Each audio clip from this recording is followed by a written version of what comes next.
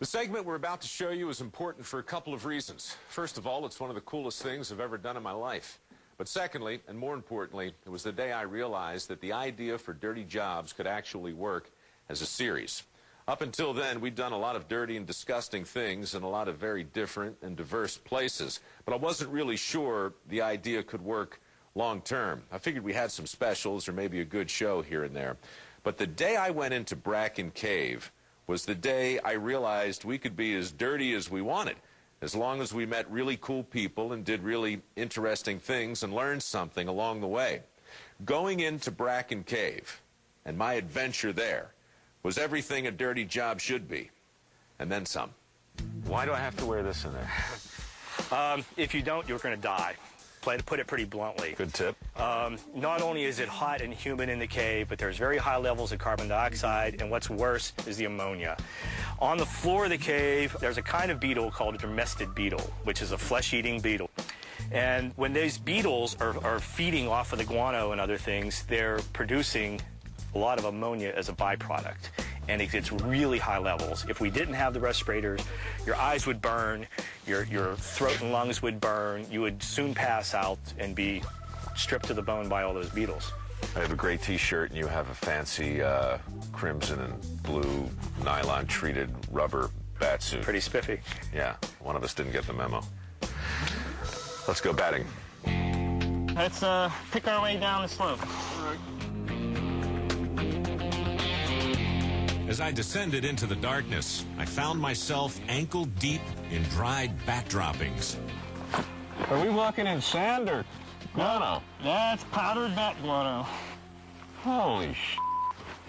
I don't know if it's holy. It's definitely sh**. Jim's primary mission is to monitor the bats and their living conditions to ensure that the population is not being threatened by outside forces. Several times a year, Jim must venture into Bracken Cave to inspect the roost and chart any variations in temperature. You feeling the rain yet? Yeah. Oh, yeah.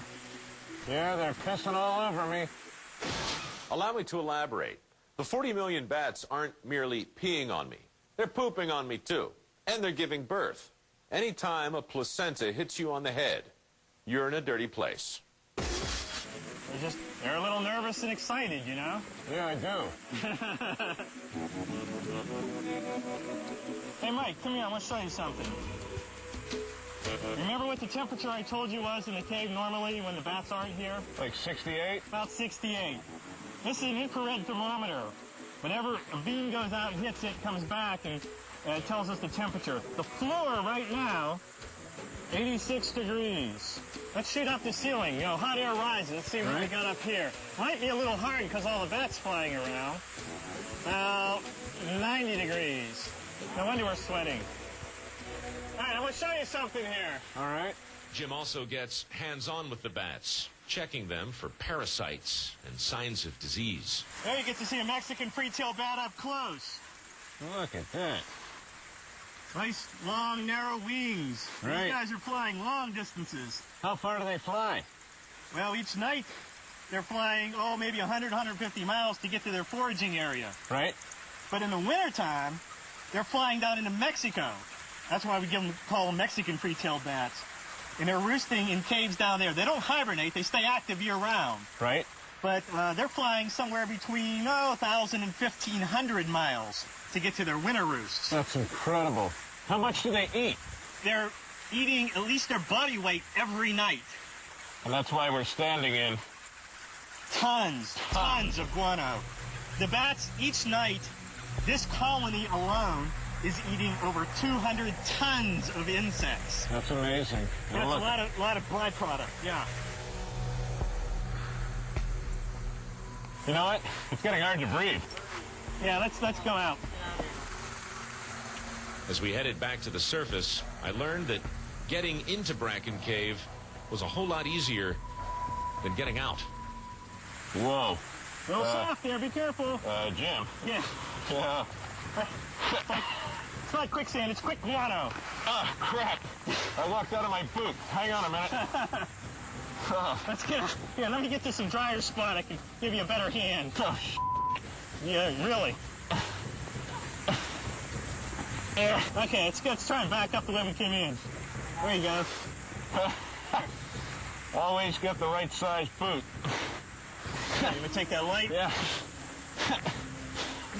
It's like quicksand, lean forward. Get your body weight out. All right. I'm stuck in guano.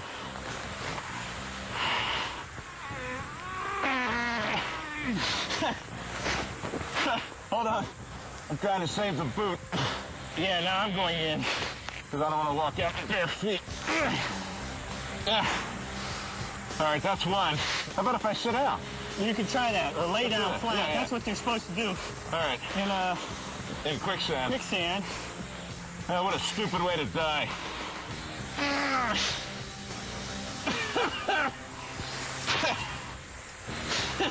Making some progress. Maybe the key is to get my leg out and then get the boot. Okay, can you do that? I'm gonna try. Move the gear.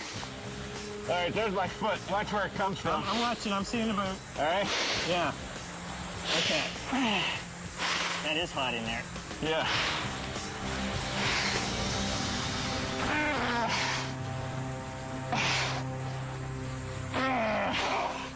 Success! Oh, man. You know how to show a guy a good time.